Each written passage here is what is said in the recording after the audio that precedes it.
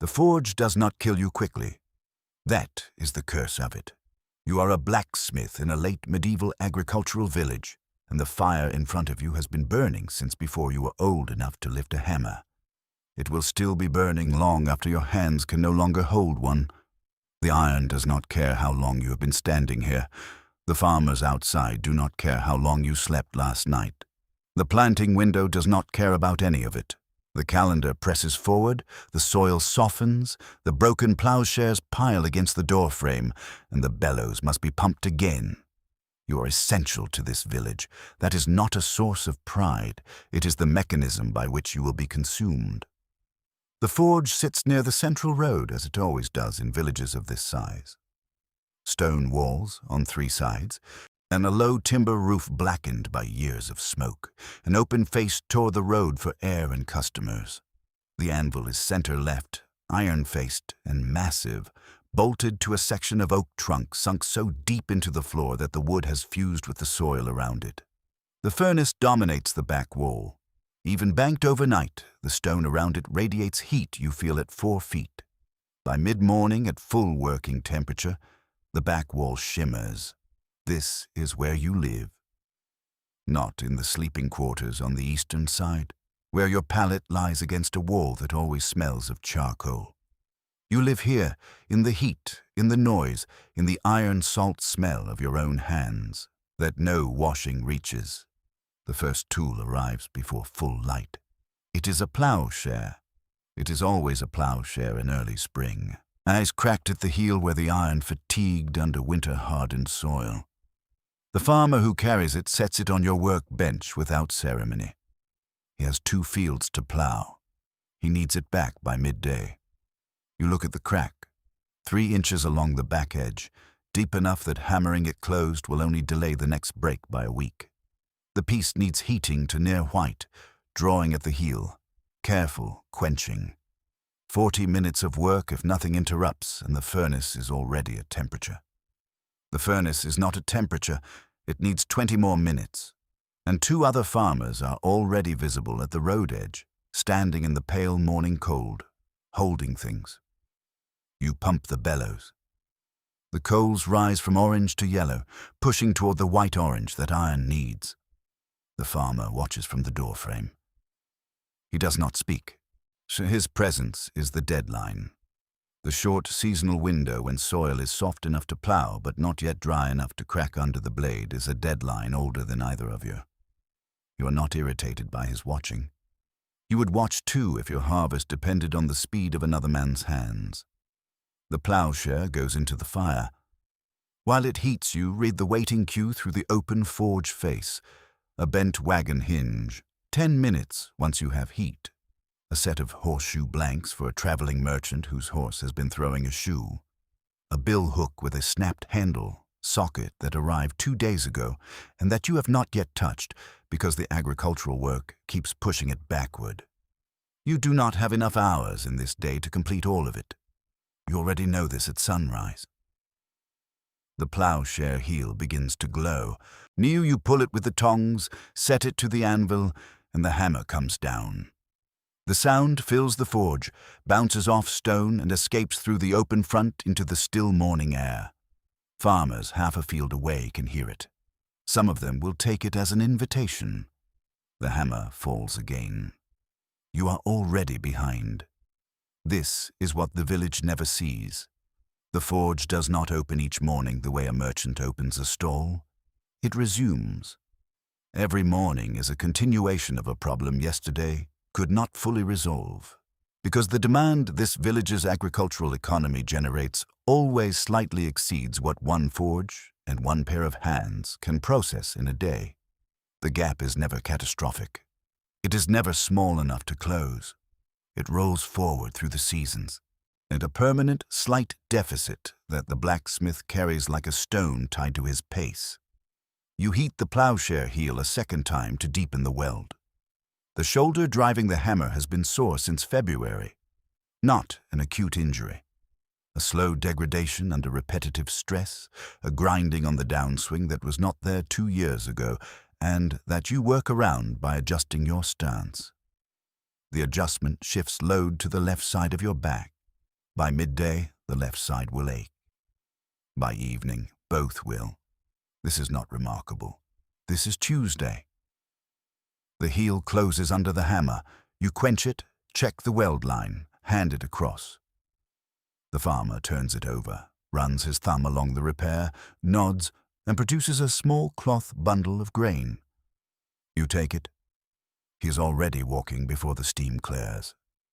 The two waiting farmers move forward. One has a mattock head split along the eye socket. The other has a broken chest hasp and a cooking trivet with a leg snapped at the weld. You tell them both. Tomorrow, probably. Tonight, if the urgent pieces clear faster than expected. Neither is fully satisfied. They both know there is no other forge within half a day's walk. They accept tomorrow and stand back. The forge is less than an hour into the working day. You have not eaten. The bellows arm moves with your left hand while the right tends the fire. The motion is so ingrained it requires no directed thought. You pump. The coals respond. The fire rises. This is the same motion performed yesterday and every working day of your adult life. The hinge goes in. While it heats, you think about the iron stock on the back shelf. But you purchased a bundle of rod stock from the regional merchant 3 weeks ago, paying in small coin and a promissory arrangement against future work. The iron is already largely accounted for. Half has gone into spring repairs. The other half needs to last through summer. If summer is a heavy agricultural season, which the winter's long frost suggests it will be, you need more iron before autumn. Another purchase, another promissory arrangement, another small weight of debt carried forward into the next cycle. The hinge comes out glowing correctly. 4 strikes to bring the bent arm back to true. You set it aside and pull the horseshoe blanks. The hammer moves in a rhythm stored below deliberate thought. Outside, the road shows more movement now. A cart loaded with root vegetables creaks toward the market space, and a boy leads a goat past the entrance. The village waking up around you, cautiously at first, then with accelerating momentum as the soil thaws and the agricultural cycle pushes toward its planting urgency. You are already at the center of that urgency without having moved 3 feet from the anvil. By mid-morning, the forge interior has built its own climate. The ambient temperature outside is mild. Inside, 3 hours of full working heat have saturated the stone walls, which now radiate back into the enclosed space. Sweat develops on your back within minutes of resuming work. Your face dries and aches when you stand near the furnace during heating cycles. Your hands feel the heat through the leather gloves before the iron would be visibly glowing. The summer will be worse. Summer in a forge is a specific category of sustained punishment. Outside temperature climbing towards seasonal peak while the furnace runs at full capacity because summer travel is hard on wagons and summer fieldwork is hard on tools, and the furnace does not care what month it is. The only difference between October and July at the furnace is that October's ambient air provides some relief. July's does not. You're not thinking about July.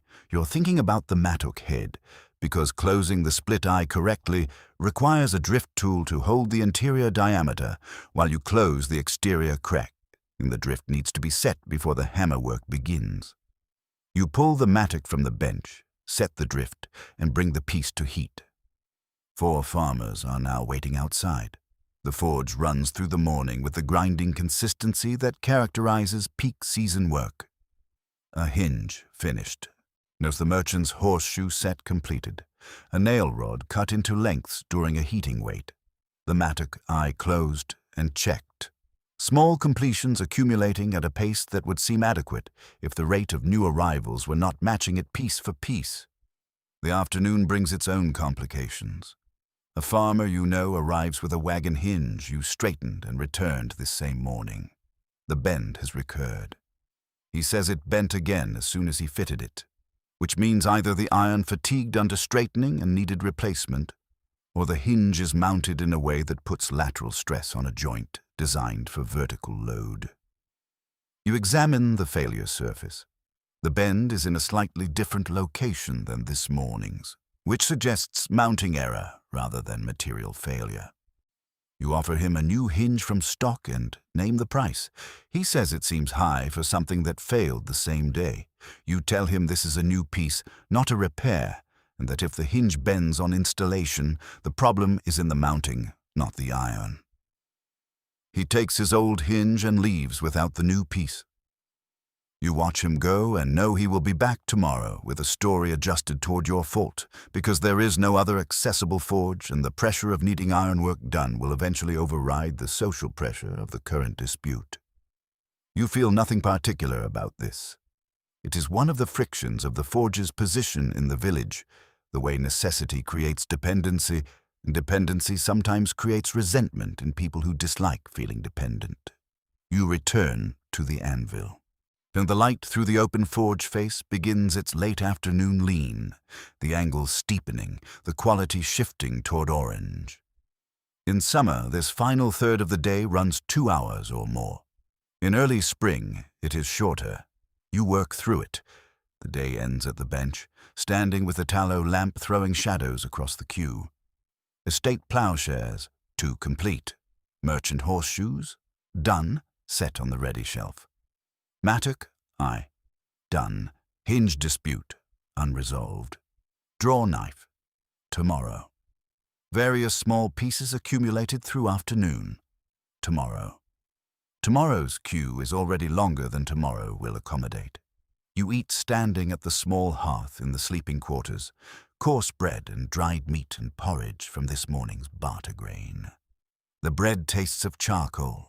Everything in your environment tastes of charcoal. Your water bucket has a metallic smoke flavor you stopped noticing years ago. You eat without attention to the food. You sleep. The morning resumes before full light.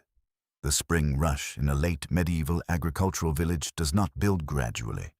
It arrives in stages, each of which feels like the peak until the next one arrives. The first stage is the initial plowshare surge. The second arrives when farmers whose tools you repaired 2 weeks ago return with secondary failures, pieces that were already marginal when they first arrived and have now broken again. The third arrives when the travel trade from the road begins to overlap with the agricultural peak. The stages do not wait for each other to finish. You are 3 weeks into the spring work when you count the pieces on the bench. 17 items waiting, +4 left at the entrance by farmers who could not stay, plus the pieces currently in various stages of active work. The forge is running at a pace where new arrivals equal completed pieces each day, which means the backlog does not grow and does not shrink. It simply persists. The deficit from the first day of the season is still present, unchanged, a fixed weight at the base of every queue calculation. This is the forge's bottleneck. This is the moment in the seasonal cycle that a single Smith forge always reaches during peak agricultural demand. The system that depends on the forge has generated more demand than the forge can service, and the excess piles at the entrance and waits. The waiting is not orderly. Farmers with urgent pieces argue for priority. They reference the importance of their specific planting schedules, which are genuinely important. 2 farmers nearly came to blows at the entrance on a Tuesday morning, resolved only when you came out and took both pieces inside and told them to leave so you could work. Social management is now consuming time that belongs to forge work.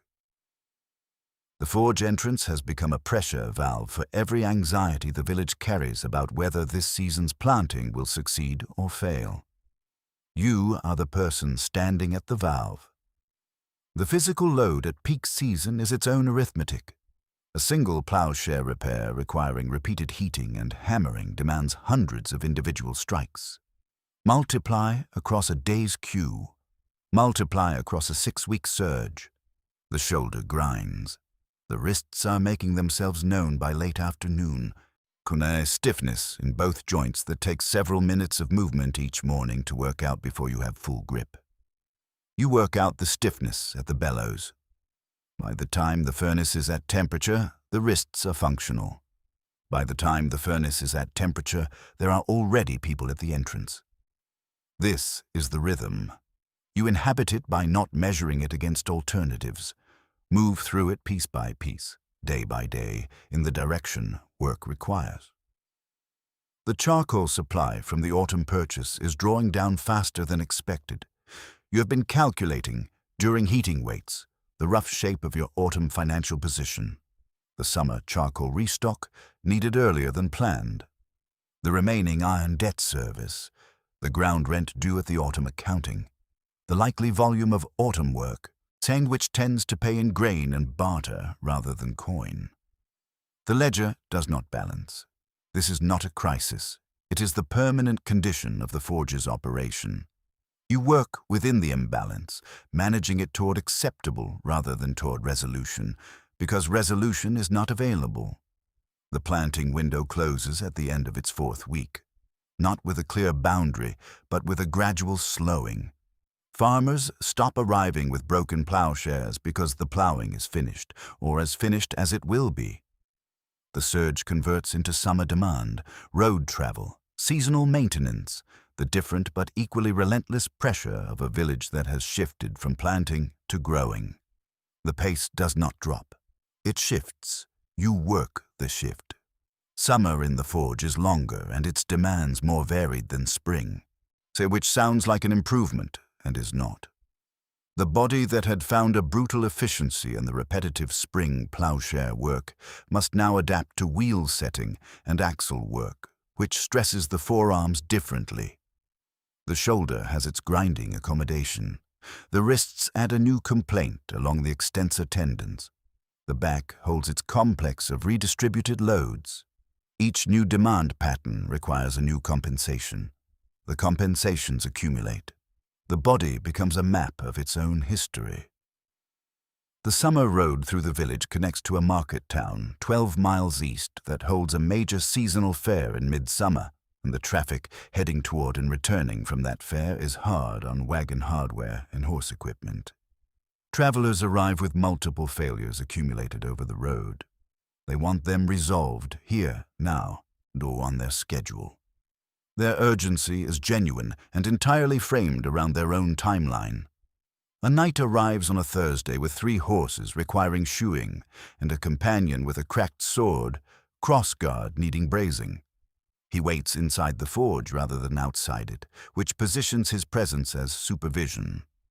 He makes 2 comments about local craftsmanship that are technically observations but are not neutral. You work. You do not explain cue position. You do not explain that armor and weapon work is not your primary trade. You produce serviceable work on the crossguard and correct work on the horses and watch the night ride out without warmth. You return to the bench. The forge interior at midsummer is a sustained physical challenge. You manage your own temperature by staying in motion during heating weights and drinking more water, timing step-backs from the furnace to coincide with natural pauses in the heating cycle. The step-back time is not always available. The cue's pressure fills the pauses. A spark catches the back of your left hand during an aggressive hammer strike. Brief, sharp sting, then absorbed into the sensory background. A small blister by evening, one of several such marks accumulating this season, adding to the healed geography of burn scars that has been building since the first year at this forge. The autumn accounting produces the usual discomforts. Revenue is slightly below the equivalent period 2 years prior, adjusted for market price variation. The iron debt is managed but not eliminated. Ground rent is current, slightly below, not failing. Slightly below. Winter is supposed to be the rest season, and from outside, it appears that way. Agricultural demand drops, travel contracts, the forge slows. Slow in this context means fewer pieces per day, not fewer pressures. The winter is when accumulated debt comes due, when next spring's iron purchase must be negotiated, when the equipment neglected through peak seasons demands maintenance. The bellows leather needs replacement. The forge floor's earthen section has shifted under a season of heavy traffic and needs repacking. And the winter is when revenue is lowest. Lowest revenue against highest accumulated debt from the operational year is not a rest season. It is a different kind of pressure. You work through the winter maintenance. You plan the spring iron purchase. You manage the promissory arrangements. You sleep more than you do in peak season and wake only marginally more rested. Because the kind of tiredness the forge produces is not fully addressed by sleep. Spring comes again. You pump the bellows again. There is no single moment in a blacksmith's working life that announces the beginning of deterioration. This is the most important thing to understand about what the forge does to the body over years. It does not break you in a memorable incident. It erodes you across the full arc of the working life, beginning with aches that are survivable, progressing through pains that are manageable with adjustment, arriving eventually at structural damage that has been accumulating without announcement the entire time. The shoulder grinding began after the third full year of heavy spring work. Before that, it had been sore after long days, the kind of soreness that went away with sleep. Then, after a particularly compressed planting surge in which you worked 14 days without a full rest day, the soreness stopped going away. It became a baseline. Everything felt afterward was measured against this new baseline rather than against the memory of what the shoulder felt like before. You adapted. There is no option that does not involve adaptation when you are the sole smith in a village that depends on your function. The adaptations involve slight changes in grip, stance, the angle of hammer strikes. Some reduced the grinding in the primary shoulder. Some transferred load to muscles not designed to carry it. The back compensated for the shoulder. The opposite wrist carried more control work.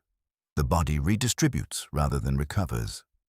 This redistribution is not visible to anyone outside the forge.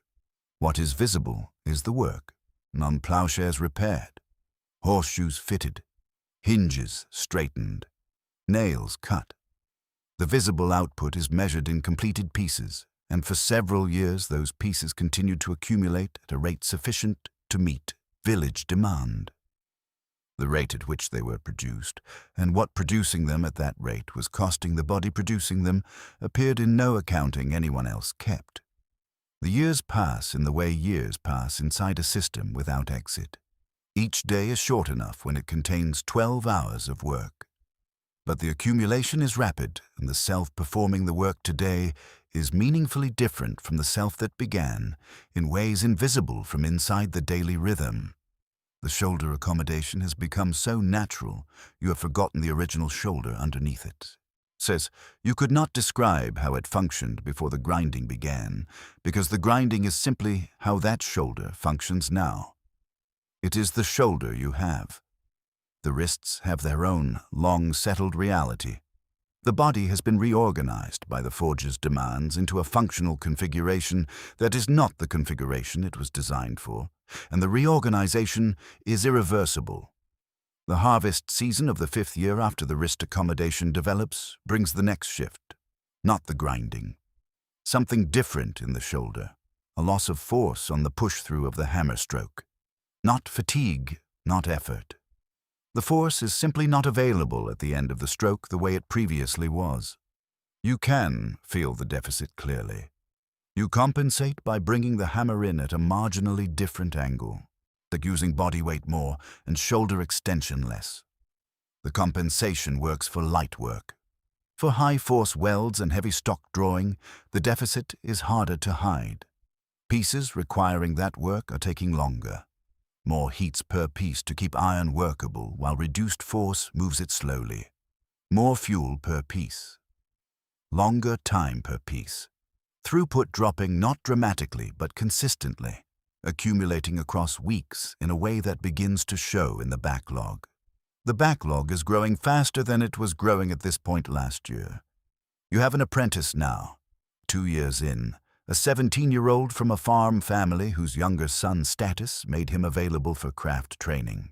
He manages the bellows reliably, handles basic cutting and fitting, can shoe a cooperative horse without supervision, and his presence extends the forge's capacity in small ways that matter. He cannot compensate for a structural reduction in the primary smith's output. He will be able to, eventually. Eventually does not address the current season. A weld fails. A wagon wheel, rim weld, completed Tuesday, fails Thursday when the wagon is reloaded for market. The farmer returns without accusation. He simply needs it fixed. But the failure is not material and not technique.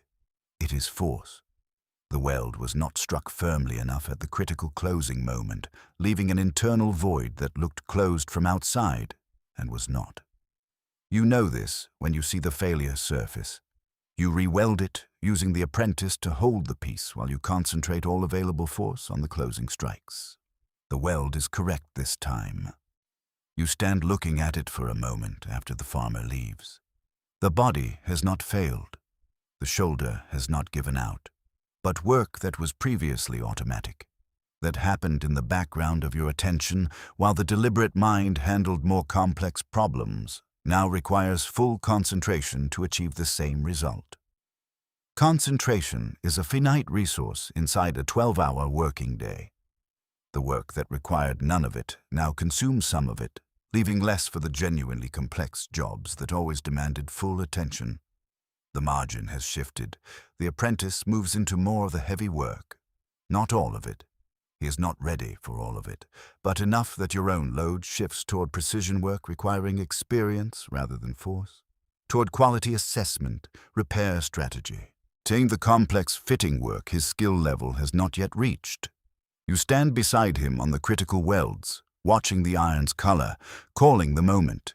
He makes the strike. The force is his. The judgment is still yours. This is not a failure. It is a transfer. The transfer is how the forge survives when the body running it reaches the edge of its physical capacity. The previous smith transferred to you. You are transferring to the apprentice. This is the mechanism. It has always been the mechanism. The winter that follows the weld failure is the first winter in which you consciously begin teaching the apprentice the invisible knowledge. Not just the forge skills, which can be demonstrated, but the scheduling logic that has never required explanation because it has never required deliberate thought. So you talk through the priority framework while working through the maintenance tasks. Estate obligations, agricultural urgency, travel emergencies, routine village work, the iron stock management, the seasonal purchase cycles, the promissory arrangement structures, the estate account, and the ground rent and the annual accounting. He asks questions that reveal he has been observing more than you knew. The next spring arrives. You pump the bellows together. The forge operates for the first time as a functional two-person unit. Not because you have become unable to work independently. Your hands still find the work. Your eye still reads iron temperature accurately. The precision work, the fine fitting, the assessment of material quality, the repair strategy for complex pieces, these remain intact. But the forge is no longer running on one set of hands alone. The village adjusts without formal acknowledgement. The apprentice's face becomes associated with the entrance. Farmers begin addressing requests to him when their pieces fall within his competency. The social geography of the forge's relationship to the village shifts by small degrees over weeks and months. The forge continues. By autumn, the high-force work has largely transferred. You oversee it, standing beside him at the anvil on the critical welds, watching the color, calling the moment. He makes the strike. You review it. It is good work. 2 more seasons pass. The apprentice is 23. He has the build the forge produces. Dense upper body, calloused hands, the slight forward lean of someone who has spent years working toward an anvil. His horseshoe work is better than yours was at his age. His weld work is good and improving. His reading of iron temperature is becoming instinctive. You watch him work on a morning when your shoulder's limited range means you are at the bench and he is at the anvil. You watch him the way you once watched the previous smith, with the specific recognition of someone who understands what they are seeing. The forge is transferring again. The previous smith transferred to you, and you did not fully understand what you were receiving until you had been running it long enough to feel the weight of the thing in totality. You chose to teach the apprentice the craft, rather than the cost of the craft. Whether this was correct is a question you do not spend time on. The craft required teaching regardless. The cost would come to him through time, under the way it came to you. By living inside the system, by the gradual accumulation of accommodations that do not announce themselves, by the morning stiffness that gets longer, by the margin that quietly narrows. He will learn it as you learned it. There is no other way to learn it. The forge in late autumn is quieter than the seasons it has succeeded. The fire is banked lower. The bench is set for winter maintenance. The apprentice is working a gate hinge, the hammer rising and falling in a rhythm that is almost but not quite the rhythm of the previous years at this anvil. Slightly different interval, slightly different angle on the downswing, already becoming its own rhythm. You're at the bench. Your shoulder has its range limitation. Your wrists have their accommodation. Your back has its settlement of adjusted loads. And your hands carry the accumulated record of the forge years, the burn-scarred geography across the backs and forearms, the callous patterns at the grip points, the slight asymmetry of the knuckles where the right hand has worked harder than the left. For so long, the bones have adapted. The iron stain under the fingernails that no washing fully removes. This is what the forge costs. Not the iron purchase price, not the ground rent, not the debt service on the promissory arrangements, not the fuel consumption calculations. This, the hands, the shoulder, the wrists, the accumulated years of heat and impact and smoke and the specific exhaustion that comes not from any single hard day, but from the continuous forward pressure of a system that requires you to be operational and provides no mechanism to stop being operational until you are replaced. You are being replaced, not suddenly, not completely. The transfer is partial and ongoing, and the forge still needs what you provide. But the weight of the operation is shifting. The center of gravity is moving. A farmer passes on the road with an empty cart, returning from the market space. He glances at the forge the way everyone glances at it, the quick ambient check confirming the fire is burning and the hammer is falling. He does not look at who is holding the hammer. He does not need to. The forge is functional. The plowshares will need sharpening in spring. The horses will need their shoes. The wagons will need their axles and hinges and fittings. The agricultural calendar will press forward through its seasons without pause. The fire will be fed. Someone will feed it. Someone always has. The hammer falls.